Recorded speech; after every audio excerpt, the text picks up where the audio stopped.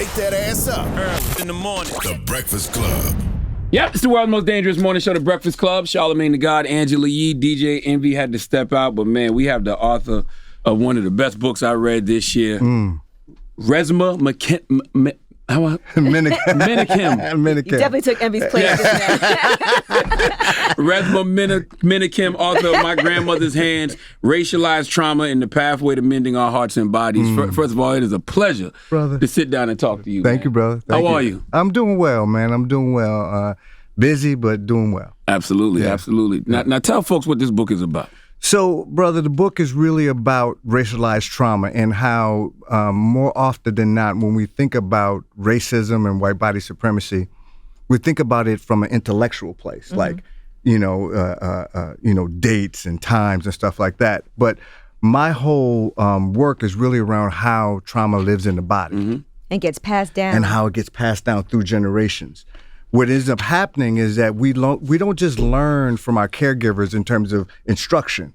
We also learn from what their bodies recoil from and lean into, right? So if my mom is having a reaction to something, right, I may not know what that reaction is about, but I know I need to pay attention to it. And so I pick up things and it becomes decontextualized over time. Trauma in a person over time can look like personality. Trauma in a family over time can look like family traits, but trauma in a people can look like culture. And we miss those pieces. And so the whole book was about my journey, my own personal journey, in Afghanistan, born and raised in Milwaukee, Wisconsin, and my journey in terms of my people and my grandmother. Can you talk about what white body supremacy is? Yes, sis. So when we say the word white supremacy, a lot of times what happens is that people move to the head. They start trying to say, well, I'm not racist, or I'm not this, or I'm not that. I'm not the person that did that. I'm not the person. I don't think like that. Absolutely. And Some of my best friends are black. That's right.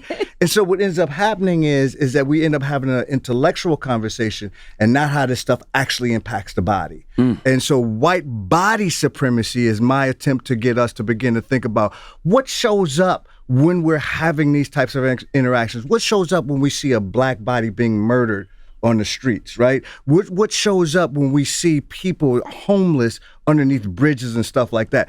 Don't just go to the head. Understand what happens in your gut, what happens in your chest, what happens in your face. And that actually may not just be your own personal piece. It might be historical. It might be intergenerational. It might be persistent institutional. And then your own personal stuff gets combined with it. This book helped me so much, man, because, I go to therapy and stuff like that, but a lot of these things that happen to you, whether it's these panic attacks, whether it's this trauma you feel, it is in your body. But we keep thinking it's in our mind and our spirit. So we think the more we talk to somebody, it'll come out. And you wonder why, why isn't anything really changing? That's right.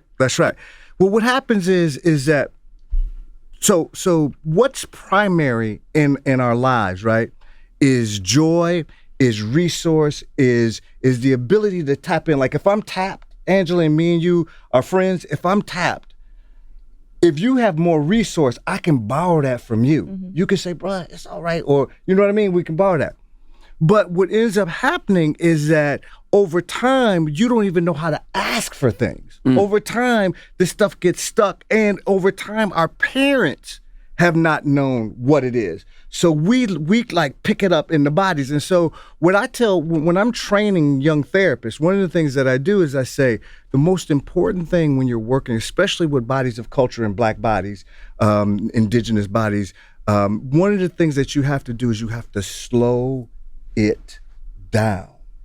Because a lot of times therapists think that their job is to give you advice, when really their job is to create room so you can tap into resource that you don't currently have, right? It is not just about talking to your head. It is about watching you, seeing you, not just body language, but having enough sense of resonance that when something shows up, and having enough racial literacy that when something shows up in Charlamagne or something shows up in Sister Yee, that I'm able to pick up on it as vibe, as image, as meaning making, as behavior, urges, as sensation, right? That's when we when black people say to each other, I feel you.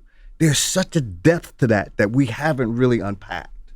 You know, God brought this book in my life at the right time. You know, Angela Rye kept telling me to get it, but it came in my life at a point where I started doing healing exercises. I started actually doing things that help this trauma move through my body. Explain why that's so necessary. So if you notice in the book, brother, I don't call them exercises. I call them practices. Practices. Yeah. Why?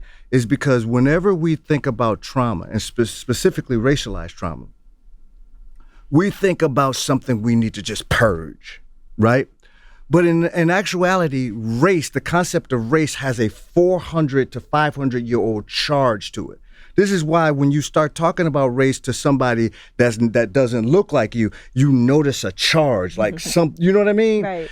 That's because it's 400 or 500 years old and has never been dealt with. So when we start to begin to deal with it, that charge can overwhelm us. And with your experience, and I've listened to you quite a bit.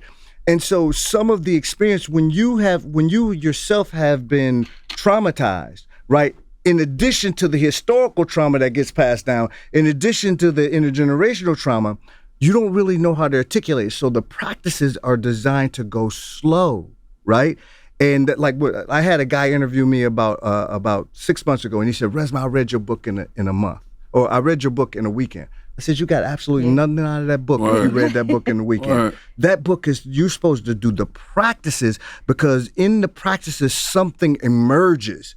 Stuff. One of the things about the practice is that it forces you to learn discernment. Oh, this is more resource, or this really scares me, or this is more constricted in my body.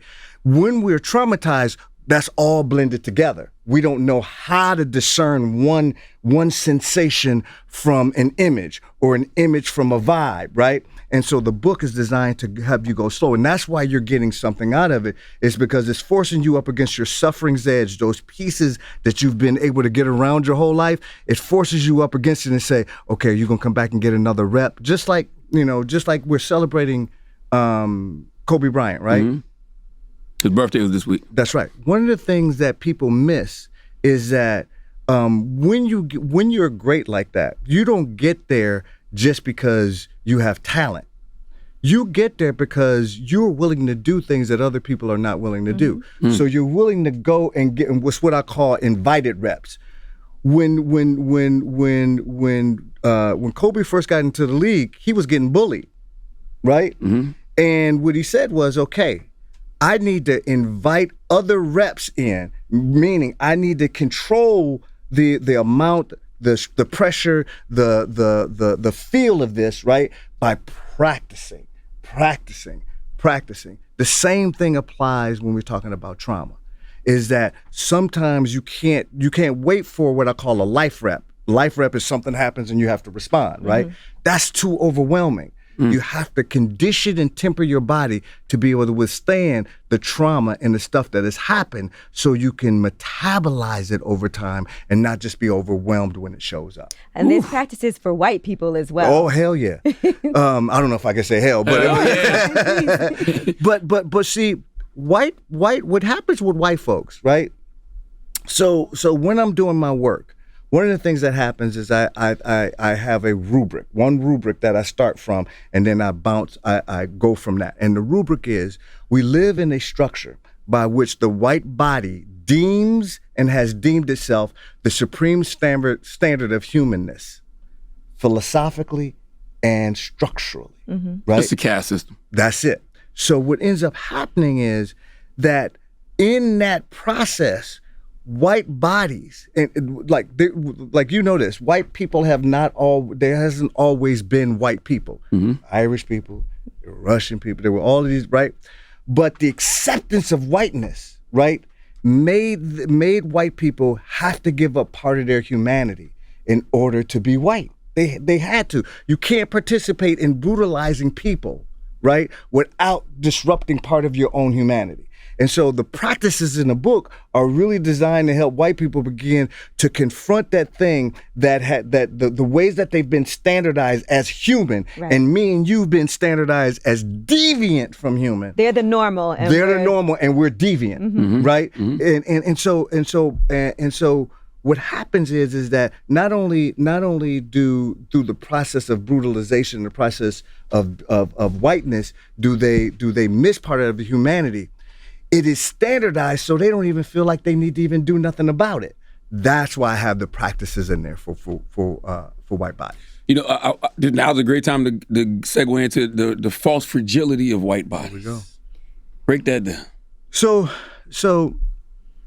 a good friend of mine, Robin DiAngelo, she wrote a book called White Fragility, and part of what she's been trying to get at.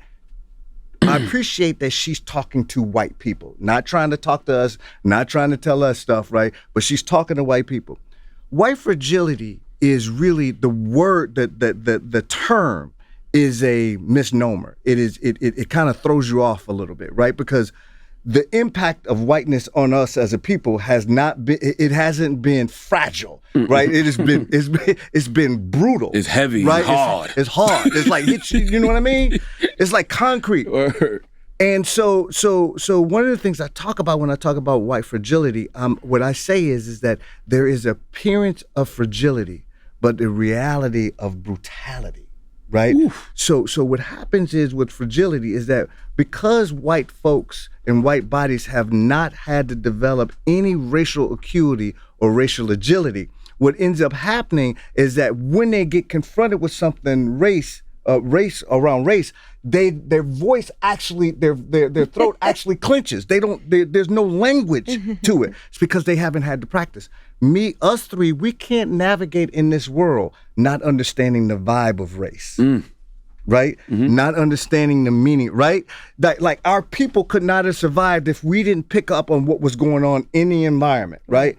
White bodies have not had to do that.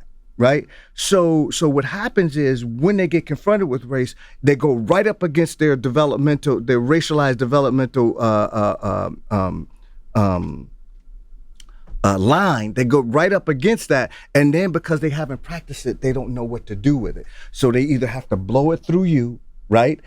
Something you're doing is hurting them, or they have to cry. But notice that whenever you see these things on TV, like with Amy Cooper, right, and all that, notice that the first move is some type of emotional thing, but the next move is to grab the system that they believe operates. That's why every time you see that, they always say, "I'm going to call the police." Right.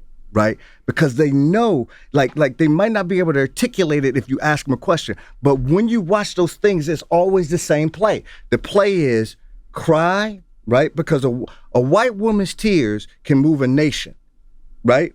A black woman's tears ain't gonna move a stamp. Right? And that's true when you go to the doctor, too. We talk about that all the time, the disparity of when black women and white women are at the doctor and they feel like black women can endure pain. That's exactly right. A lot more. And you talk about that in the book as well. Yes. So I got asked about a year ago to present to Association of Gynecologists, right? And so I went there because all of my work is around trauma in the body and how it shows up for us. It shows up in particular ways. Racism and white body supremacy weathers every part of our bodies. It weathers the brain architecture. It weathers the cardiovascular system. It weathers the reproductive system. It literally weathers it, right? Think about the amount of cortisol. Like our people, right? Our people were legally raped for 250 years. I mean, just pause for a second. We were legally raped, and I'm talking about men and women, for 250 years. If somebody is raped for 250 years, imagine the levels of cortisol that are in their bloodstream. Imagine the levels of norepinephrine that are in their bloodstream. Imagine the levels of adrenaline that are in their bloodstream. That stuff is supposed to only be in your bloodstream to get you out of danger. Yeah, fight or flight. Fight or flight. Mm-hmm. But what happens when it doesn't recede? What happens when you're raped for two? Now, as I'm saying that, notice what's happening to your bodies right now. I was about to tell you, I wonder if you know how much trauma your book cost. But I don't think it caused trauma. I think what just one certain parts. Yeah, I think what it did was help people go, oh shit. I mean, oh shoot, is that Yeah, right? yeah. And I don't think it's traumatizing as much as it is. That's why I do the practices, right? I think what it does is it helps people go, oh, this thing that I'm experiencing is real. It's not just a figment of my imagination, right? And so for me, that the idea of black bodies dealing with that level of cortisol and trauma, and then to go to this gynecologist thing and present and sit in the back before I present it, and have none of the doctors talk about enslavement when we talk about black women and fibroids, right? Have none of the doctors talk about enslavement when we talk about infant mortality among black people. When we talk about black women dying, giving birth, nobody talked about the impact of enslavement. And so when I got up, I said, I'm wondering why y'all don't do that. Why y'all think that we can take more pain? Why y'all hold, you know what I mean? Why is that? And that's why the pieces in the book around white folks and them beginning to confront that, because them not confronting it is actually killing us. And that comes to the when it comes to dealing with the police as well. Absolutely. Oh, that's one of my favorite chapters. The reshaping police culture. Yeah. Could you break that down a little? Yeah, brother. So when we talk about when I'm talking about this work, I'm not talking about giving people tools and tips, right? I'm talking about culture change. What I say is a living, embodied anti-racist culture. I call it somatic abolitionism. If we don't begin to abolish it in our bodies first, the fuel that's fueling it will keep sparking up.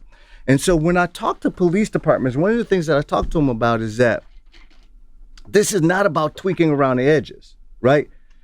There is no point, think about this, y'all. There's no point in our history where the KKK and the brutalness and the feralness of this system has not been combined with policing. It's always, when it comes to our bodies, that feralness and the policing structure has always been together. That's right. Right? And so when police officers and when police departments have me come in and they start talking about, well, we're putting all of these things in place and we're doing this, I always go, who do you have that's going to begin to usher in and uproot uproot the white body supremacy, the supremacy that is within the structure that has been decontextualized? Who do you have doing that? Right. And when they say, well, we don't have that problem, right? First thing I say is, have you talked to your black officers? Have you talked to your indigenous officers? Right? Because they telling me something else. And so for me, that part around policing is really about are there people who are willing to within the police departments, willing to actually think about this in terms of developing culture, not just tweaking around the edges, not doing block clubs and dancing with little black kids, and thinking that's the extent of what we need to do. And so that's why I wrote that piece. You know, the reason I was even speaking about I love what you say about how you feel things in the body, because you can hear certain things and it triggers. Like when you're explaining to your child why they can't do certain things. As a father, that's a struggle with my 13-year-old daughter. Yeah. You know, can you break that down? Yeah, brother. You know, my son, my wife is out there. My son, when he was born, he had some breathing problems, right? So I have a 36-year-old daughter and a 21-year-old son. When we had him, they had to rush him out of the room because he wasn't breathing. And so my wife was looking at me. She's like, go with him. So I go up there, and so they're working on him, trying to get him to breathe. So I put my hands. So they tell me, once they get him breathing, put your hands in the little thing and just touch. There's gloves. Put your hands in it. So I put my hands in there. And so I was just touching him, I was talking to him, and he rolled over to the side, and he hadn't opened his eyes at all. And so the first thing he saw on this earth was me, right? Like when he opened his eyes, I was the first thing that he saw. And so when I'm having to tell him,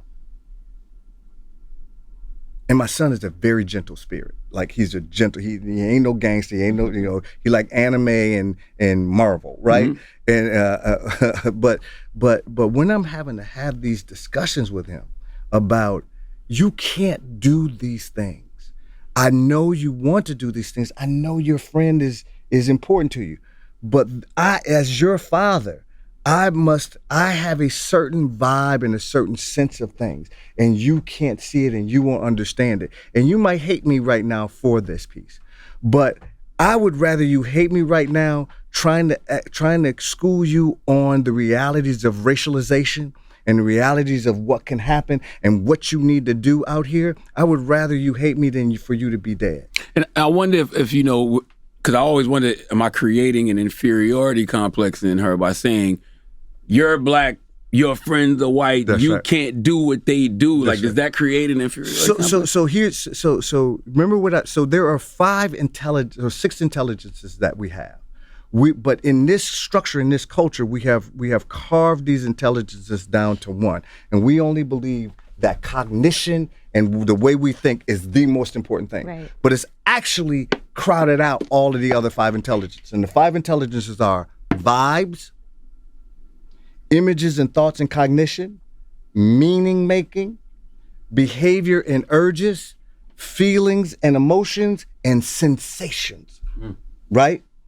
And what happens is that when you're sitting down and you're talking with your daughter and you're saying, look, what she is learning is not just the instruction, but the vibe between me and daddy right now.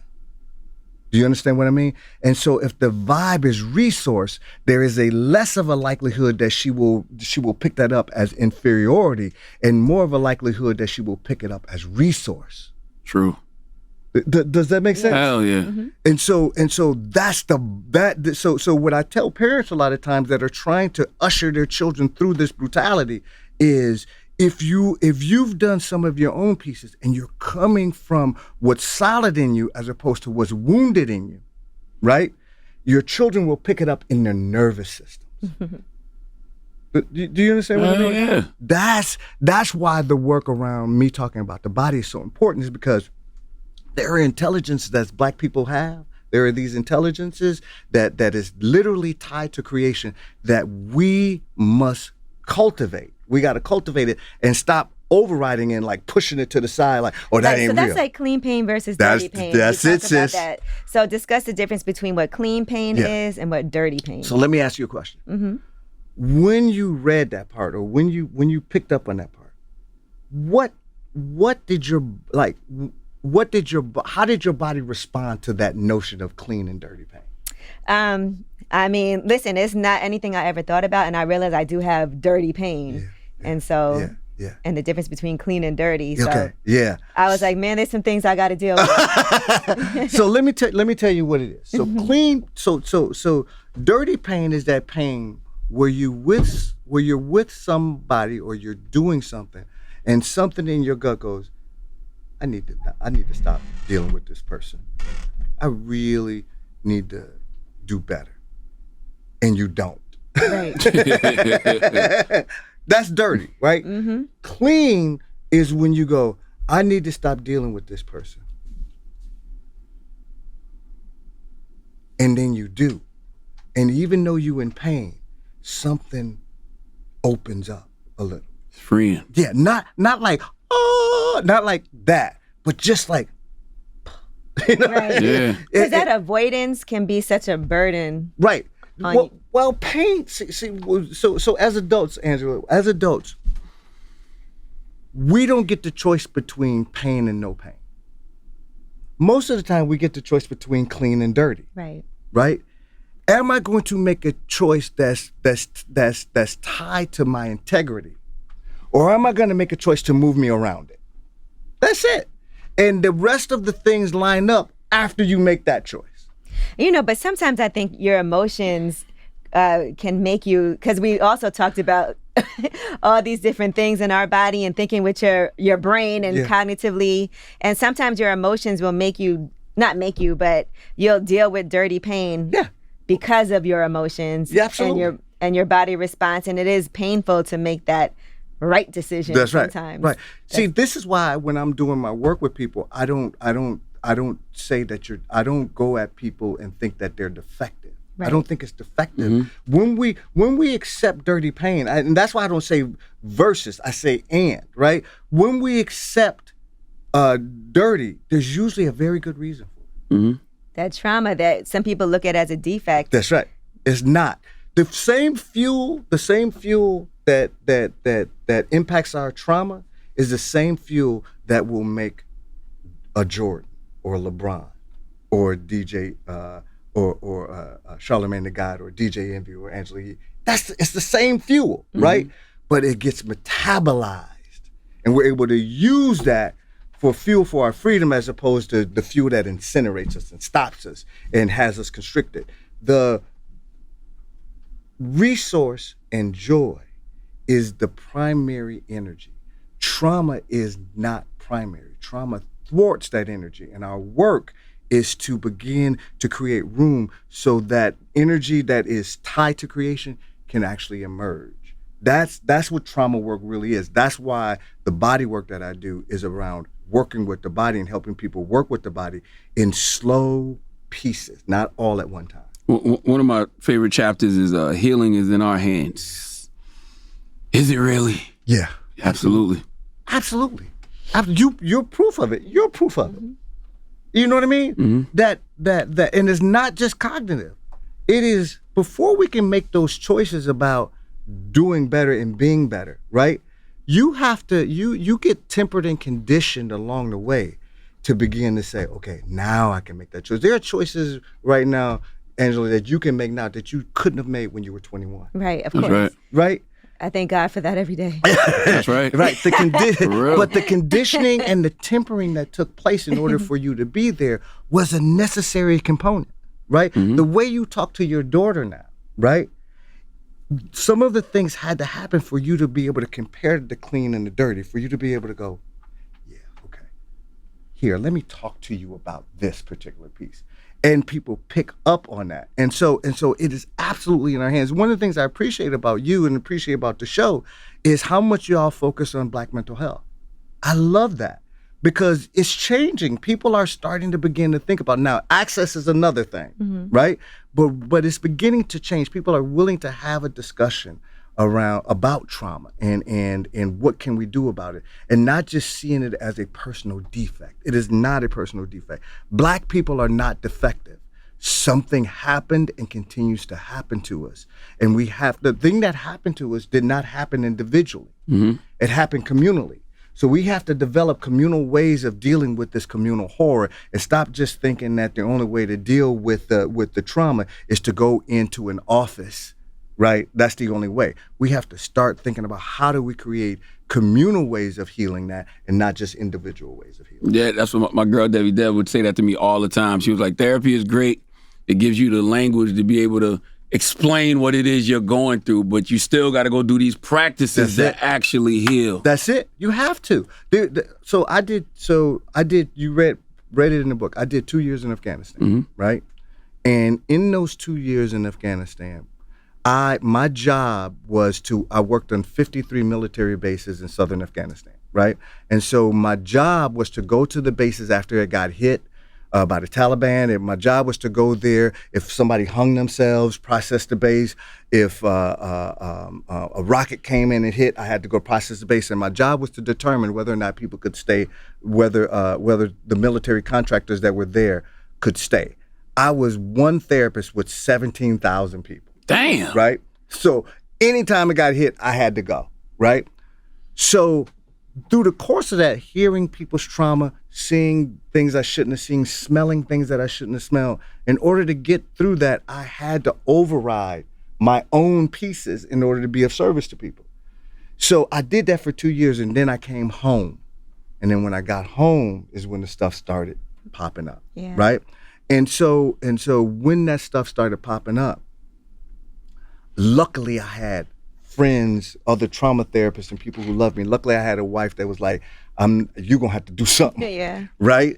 And so the reason why I say that is that had I saw this as a personal defect, right, what I was going through, I probably wouldn't have made it. I wouldn't have made it through the suicide stuff. I wouldn't have made it. I wouldn't have been able to write this book because that stuff actually helped me begin to ask questions around, okay, if I'm having this experience, what was my grandmother, what was the experience she was having picking cotton when her hands were bleeding, right?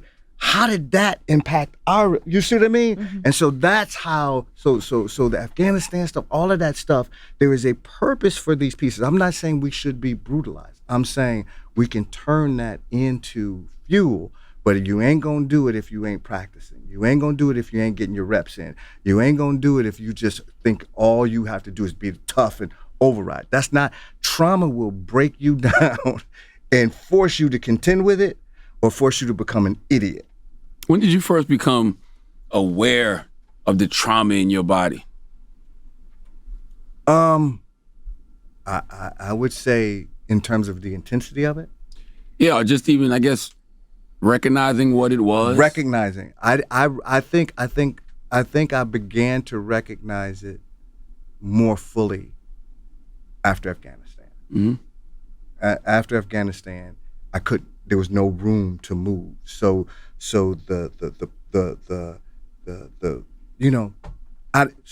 people have different, when they're going through trauma, there is an embodied piece for different people. Mine, I had the experience that there was an energy that kept wanting to detonate. Now I work with clients where there's an energy where it pushes down. For me, the wanting to detonate all the time, and I like my wife. We went out to dinner once, and I had just gotten back, and over there when you're on the bases, you don't break eye contact with people. So when you're walking, you eating, everything's like right, and then when you get past the person, then everybody's doing that. So when I got back, that was my body was acclimated. My body was acclimated to just the person you're with, or everybody. Everybody, Dang. or everybody. That's the sense on the basis, right? Because you're in a dangerous situation. So when I got back, I was eating dinner with my wife, and this dude caught my eye. I'm looking over her shoulder, and this dude caught my eye, and so I just stared at him, right? And he got uncomfortable, and my wife looked at me and she goes, "You need to stop doing that. You really," because I was so caught. And in New York, we're so conditioned to not make eye contact with anybody. Yeah. Like since I was young, it's like, don't look at anyone. Right. Keep it moving. Keep your eyes, That's both a survival method. That's right. That's the first thing you don't want people to say, what you looking at. What you looking at. As you look at someone. That's right. And I believe some of that is actually what I call a traumatic retention. I believe that for Black people, not looking in people's eyes sometimes is a direct result of enslavement. Right. I think because that could potentially put your people in harm's way and put yourself in harm's way, right? To look for a Black man or a Black woman to look directly in a white person's eyes, right? I think that's why we make some of the moves. I think that's why some of the moves, like what I call racial caping, I think those people, we make those moves, but I think it is a traumatic retention that's passed down, that's wordless, that's decontextualized. I agree with that. I heard Jay-Z once say, also too, you think somebody sees you. Yeah. If they're looking at you too long, they're looking in your eyes, they're looking in your soul, like, damn, this person might really see me. Before I see me. That's right. That's the key. Yeah. It's not just that they see me, but before I see, I don't even know who am I, and you trying to look at my soul? Mm-hmm. I will destroy you. I will absolutely. But what I don't do is put that defect in my people.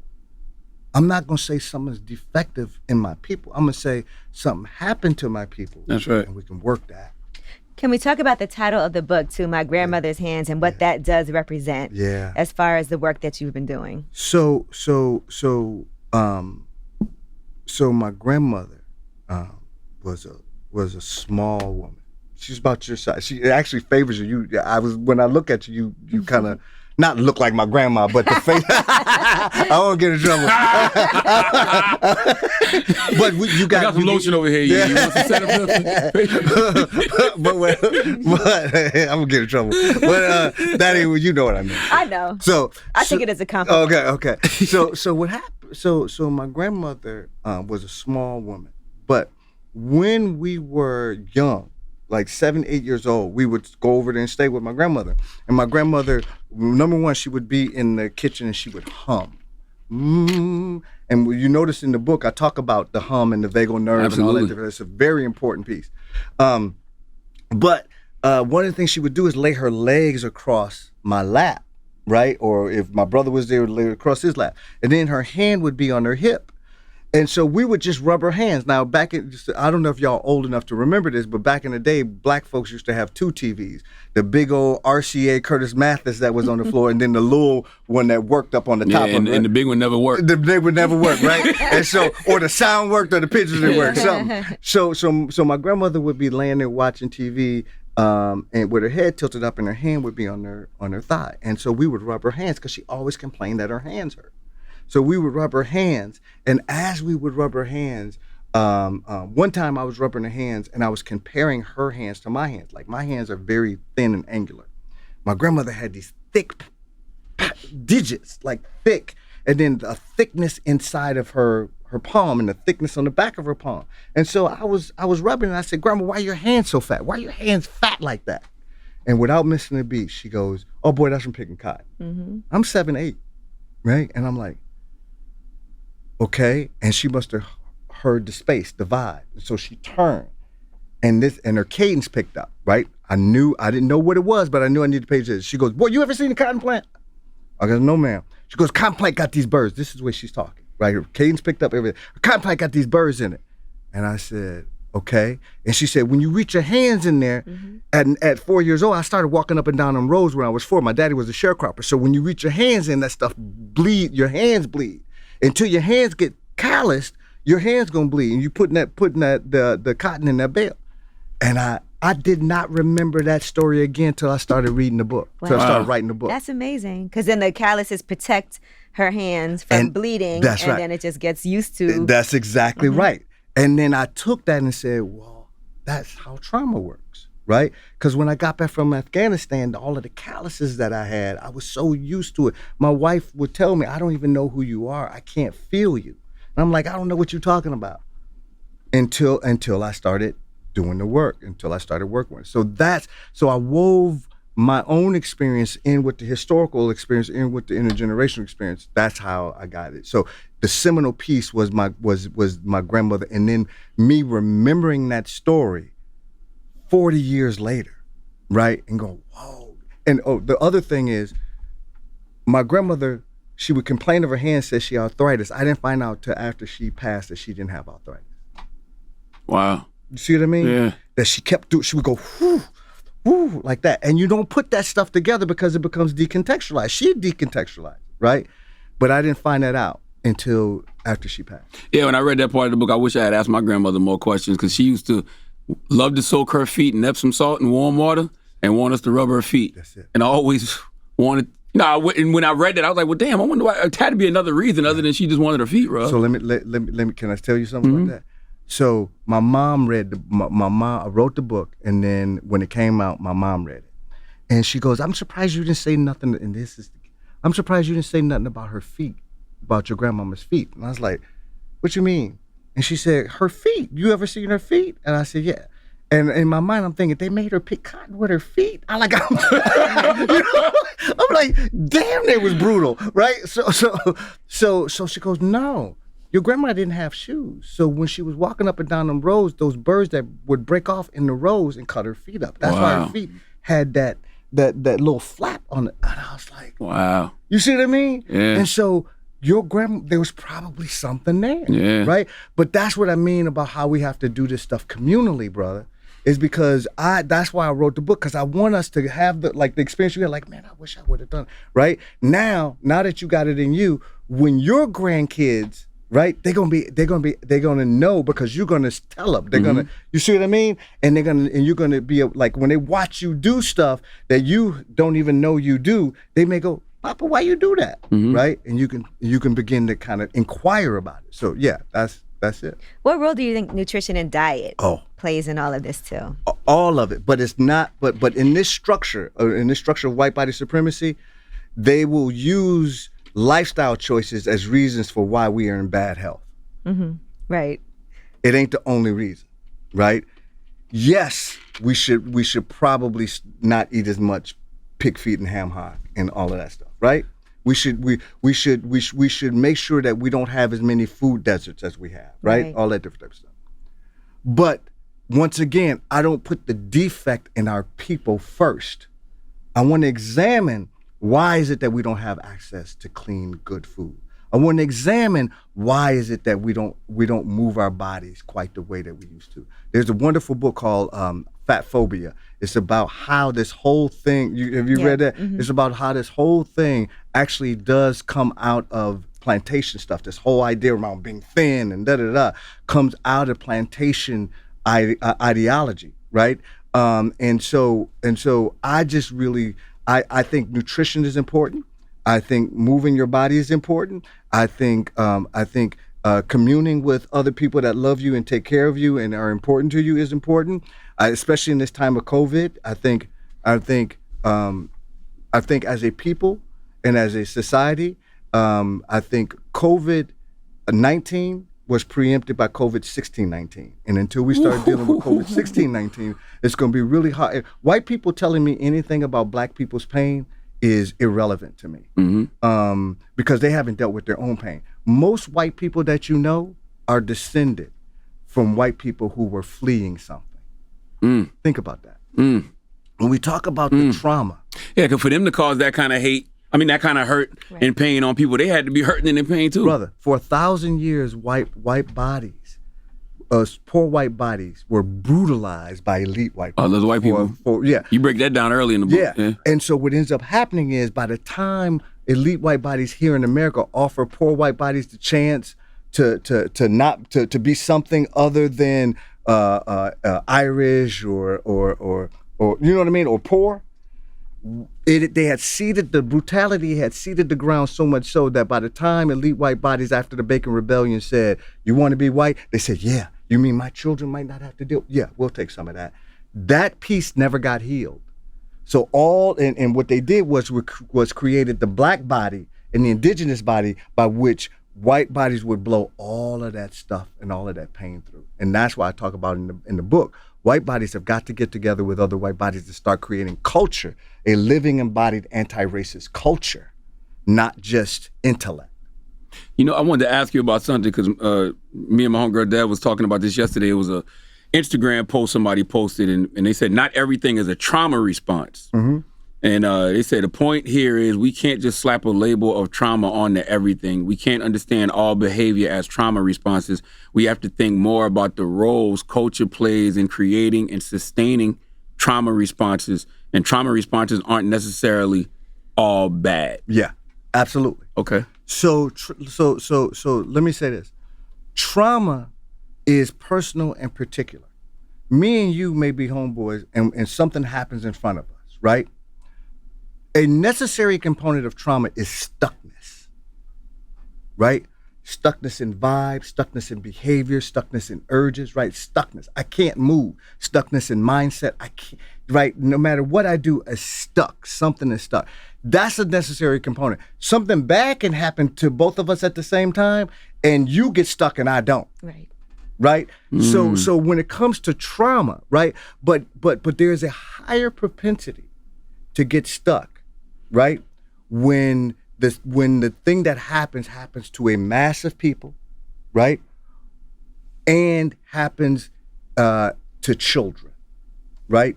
When things happen to children, there is more of a capacity, especially like a lot of children, right? Mm-hmm. There's more of a I believe that you will more likely get stuck in trauma when children are involved, right? And when there's a lot of stuff happening. Like when Black people watched Rodney King, when Black people watched Brother George Floyd, right? When Black people heard about Breonna Taylor, right? There was a visceral reaction. There's something that happens in your body when you hear and see those different types of things. What I would say is some people get stuck with that and some people don't. It doesn't, but I also don't want to take the culture off the hook, right? and say, well, not everybody is traumatized, so it's not really a big deal. It is a huge deal because the trauma that we're talking about has compounded over time. We're talking about 400 or 500 years, 500 years if we're talking about our indigenous brothers and sisters, 400 years if we're talking about us, right? And so that has compounded over time and has been decontextualized. So now we take it out on each other, right? The vertical thing that has happened to us in terms of top down, right? What has happened now is that we have internalized it, right? And so now we take it out on each other. Mm-hmm. Right, and so I have to say you have to do both. You have to keep the vertical and the horizontal when you're viewing this stuff around race. You have to keep both of them on the table. You know, you say that healing racism begins with the body. Do you think that takes precedent over legislation? No. Here's what I believe. Right. I believe that legislation is fine, and it is inadequate. Mm-hmm. It is unsustainable. It can't just be policy changes. It can't be policy changes. Mm-hmm. Look. We had the Voting Rights Act, right? Look at what we're doing right just yesterday. Trying to implement the Voting Rights Act from 65. You see what I mean? What I believe is that if we as we create what I call a living embodied anti-racist culture, as we begin to do that, the emergence will open up so much room and so much fuel and so much power that our politicians will either have to comply or get the hell out of the way. But because we haven't done that, because we haven't worked our own pieces, they can keep skirting around what they should be doing for us as a people. They keep skirting around it. But the moment that we go, brother, I see you. Sis, I see you. We may not agree, but I'm going to hold you when you're going through something so we can develop what I call structures of trust. One of the things I appreciate about what y'all do here is that one of the things that I've seen is that y'all pub people and do things for people without expecting something back. And what that does is creates a cultural glue. Right? Mm-hmm. Right? And so those pieces matter. The more you do that, right, the more you develop these structures of trust, not transactional. Right. Word. Right? So as we begin to continue to do that, as Black women continue to do that, Black women are the ones that's ushering this in, at least in terms of what I'm seeing. Oh, they're the leaders. That's right. And so as that begins to happen, you're not, the powers that be are not going to be able to continue to do the way that they're doing it because we're developing structures of trust, not structures of transaction. And so when somebody picks up the phone, like the thing you did with Tamika, right? Doing that, you didn't have to do that. You did it because it was important to you, right? And then she does it. And then I hear it and I do it. And then Angela Wright, you see what I mean? Mm-hmm. That, and at the same time, when stuff happens between us, right, I can hold it with you and help you move communally through that trauma. If it's a trauma response, help you move through it and not just cast you off. That's the pieces. So yes, legislation is fine. It is inadequate to deal with the brutality of what's happening. Do you find that white people are receptive to these practices that you have? No. I'm just curious what the reaction. No. Look, that was a trauma response for sure. That was trauma retention. No, I'm sorry. We all doing our best, brother. We just doing our best, brother. We doing our best. Yeah, I didn't have some experiences in the last couple of weeks trying to train white folks around this. So let me say this. There is what I call devout racist and complicit racist, right? There is no such thing as non-racist. It's either you're complicit with the system and you're doing everything to uproot it or to be in alignment with it, or you're not complicit with the system and you're doing everything to destroy it, right? There is no middle ground, right? And so white folks want to, like, especially liberal white folks, one of the things that they want to always want you to know is that they're one of the good ones. They're a savior. They're the savior. They're the good ones, right? But that's because they don't have a structural understanding of white body supremacy, right? they have an identity, right, around being anti-racist, not a culture around it, right? And so for me, one of the most difficult pieces in terms of the training, in terms of working with white bodies, is getting them to understand that this is not about wokeness, right? This is not about kindness. This is not about niceness. Your niceness is inadequate to deal with the level of brutality that is happening and continues to happen. What I need you to do is build culture. That's right. That's what I need you to do. That's right. A living, embodied, anti-racist culture, right? And so many times white folks will read the book and be like, I get it. And then I don't see them again. See what I mean? Well, yeah. But yet they saying they down with me. But I'm in this stuff for the rest of my life. Y'all into this stuff for the rest of your life. You can't pull this off, and right? You into this for the rest of your life. They get the option. They get the option. And so what I'm trying to do, and I have white people in my family, white people that I love, right? White people that I've grown up with. And the reality is that if you're not developing the culture, it is unsustainable for just little you to try and make change with other white people. You have to actually get together with other white bodies and begin to do the practices and the reps and do it for the rest of your lives so you don't pass this down to your children's children's children. That's it. You know, I got two more questions, Brother Resmaa, because I don't want to give the whole book away because I really want y'all to go out there and get my grandmother's hands. But, you know, speaking of passing it down to the children, what don't we realize about trauma and generational trauma and how they affect our minds and bodies? Well, one of the things as Black folks that we don't realize is that we don't realize that our go-to is to override every damn thing. We override. Somebody get it done. We're gonna just do it. Put our heads down and get it done. Like I believe that is a part of the kind of plantation ethos and the plantation psychology is that we've been taught that don't pay attention to what's happening in you, right?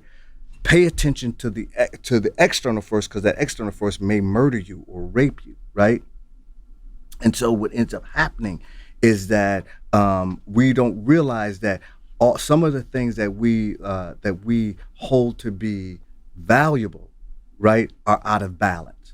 So grind, not touch, hold, kiss on the forehead, caress, let people lay on you, rub other people's back, hum, moan, rock, wiggle, right? Not that. It's grind. And I believe that that when our children pick up on that and in comparison see themselves as failures because they don't do it the way that we do it or the way that our grandparents did. And so one of the things that I think we don't realize is that we could be creating more resource for our children with touch, with humming, with laughter, with helping them to realize what joy looks like, helping them to hear those pieces, right? Those types of pieces, I believe we have to cultivate more. Like in the book, I talk about, I used to get whooped with a willow switch. My cousin used to get whooped with the extension cord, right? Remember that? Yeah, hell yeah, I got all of that. Yeah, welts all over your leg. That whole chapter, yeah. I understood all of that. Yeah, from the closet. Which belt? That's right. Yeah. But my dad used to beat me with an extension cord. One time he beat me with an extension cord and made me go take a bath because the whelps, when you hit that water, burn again. I got whooped one time with one of those willow tree switches, and when they hit you, they rap, right? And you remember that stuff, and I think our grandparents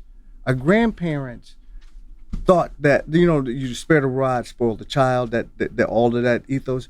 Some of that stuff comes right out of our experience with whipping. That's right, the oppressive slavery. Right. And so those are the things that I think we got to slow down some, right, and examine and pull apart. So actually the healing can emerge. If we keep saying, well, you got to make them tough and you got to do this. I think, yes, you got to let your kids know what this landscape is. But there's a level of brutality, I think, sometimes that we've gotten from this structure that we emulate, right? That if we don't slow it down and we don't create culture around slowing it down, we won't examine it. We won't unhook it. We won't take the resource out of it. We'll just keep brutalizing our kids. We'll see it. You know, it's so crazy. That chapter and just, therapy in general, any of those things will make you feel, at least for me, it made me have so much compassion and empathy for my pops, right? Because, you go through these things, you got kids. I'm like, I could never beat my kids. That's it. Ever. Right. So I'm like, yo, if you beat me like that, did you even really care about me? Right. No, he had a lot of his own hurt. That's it. And his own pain, and he was projected it. Dude, my daddy was in and out of Walpon State Penitentiary for a great deal of my life, right? And this book helped me start loving him again. Because I had to get to my own suffering's edge, and that took me to some things that I didn't like about myself with regard to the way that I treated him. Now, my dad was a jerk, right? And he ran heroin and did all of this stuff, but he's my daddy. You understand what I mean? And I had to come to grips, not necessarily with, people always say, well, you should forgive him and stuff like that. I had to come to grips with my own limitations around my relationship with him and how I was using a lot of my hatred for him to mask some of the stuff that I needed to deal with myself. Right. And so this book helped me begin to work with that piece. And now, I love my dad. Right? He's 76 years old. Wow. But I love him, right? Don't mean that I like the stuff and all, the violence and all that different type of stuff, but it's helped me kind of deal with him in a different way. He's crazy. He's just a crazy dude. My last question about my grandmother's hands, part 2 of the book, remembering ourselves. How do we remember ourselves and how important is that to our healing? That's my final question. Notice in the book, I say remembering. That's right. I say R-E, every chapter. And R-E, remembering. And the reason is that parts of us have gotten dismembered. Right. Right? And so when you're going through trauma work and when you're trying to trauma, let me put it to you like, trauma is like this. Trauma is like taking a rock and walking up to a windshield and throwing it in the windshield. And then that there's the initial impact of that rock, but then there's this spidering that takes place. That's trauma, right? And what we're trying to do is bring parts of ourselves back to ourselves, right? That we either let go purposely or our people's let go purposely, because to hold on to it would leave us more vulnerable, right? And so part of remembering ourselves is to begin to do some of the practices that I talk about in the book. My grandmother humming is humming for me is the way that I actually work with all of the historical energy, right? Just the humming, giving it some space, not humming for 20 minutes. Sometimes I may only do it for 2 seconds, right? Just to let my body remember resource. Right? So part of the remembering is taking those pieces that were split off from us, those pieces that we gave away, those pieces that we now say, oh, that's not a big deal, right? Like when you walk into a room and you pick up on something and then you override it. Stop doing that. That's remembering, right? Actually say, oh no, that's part of my intelligence. That's part of my connection to creation. I need to hone that, right? That's remembering. You started writing this book in 2017, right? So what's next? Because I'm sure so much has happened since then. And you're going to do my grandmother's face with your picture on it. So what are you working on? What are you working on next? What? So a couple beautiful things. I just, I'm working with, I'm getting ready to do a podcast called Gorilla Muse. That I'm doing it in partnership with the William Morris Agency and Endeavor and Pete Carroll's Amplify Voices Network. Okay. And so if you want more information on that, just go to resmaa.com and we'll be sending, if you sign up for the newsletter, we'll be sending stuff out. I actually had just signed to do a documentary based on the book. Wow. Wow. Been talking with Sister Angela. Wow. She might do some stuff with me on that, Sister Angela Rye. I am writing my next book, which is called The Quaking of America, The Coming Race War, and how to prepare. And let me say this: I'm not advocating race war. I'm saying that September 6th was something that we need to pay attention to. January 6th. January 6th. Yeah. That we need to pay attention to it and stop acting like, oh, it's over now. That was a test run. I say it all the time. An attempted coup happened on American soil, and people act like it was just a bunch of white kids wilding at spring break. That's right. That's right. So the follow up to this was going to be my grandchildren's souls, or our grandchildren's souls. But when January 6th happened, I was like, nah, I got to switch it up. So the next one that's coming out is The Quaking of America. Yeah, just think about it. So much has happened since you wrote this, and now it's like a different world. Yeah, but notice in the back of this, I talk about the reckoning, right? Mm-hmm. And so that's what we're following up with is that, and then just developing relationships, like developing relationships with people like y'all, and this is so important to me, man. The creating this glue between us and beginning to stop acting like we can all do this by ourselves. And there might be resources you have that I can tap into, resources I have that you can tap into.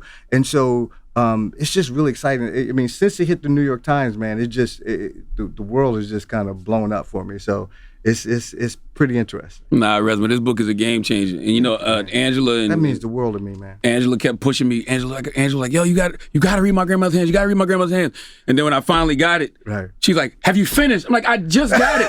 And that's why I'm glad you said you got to take it slow. I'm like, clearly you didn't do none of the practices. That's right. You have to take that book slow. The most important part of the book are the practices, because that's when you get up from the practices. There's a residue.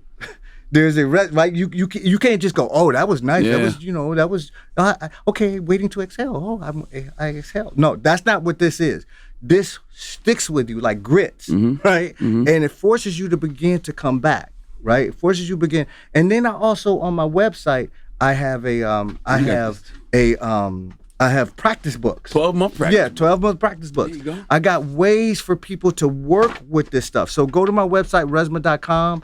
And then I also do foundation classes so people can learn the basics of white body supremacy and somatic abolitionism. Anybody that's on a journey of healing, you gotta get My Grandmother's Hands. You have to. Racialized Trauma in the Pathway to Mending Our Hearts and Bodies. It's available everywhere you get books now. Resmaa, thank you, my brother. It was an absolute pleasure, man. Appreciate you. Thank you. I appreciate you. Thank you, sis. It's The Breakfast Club.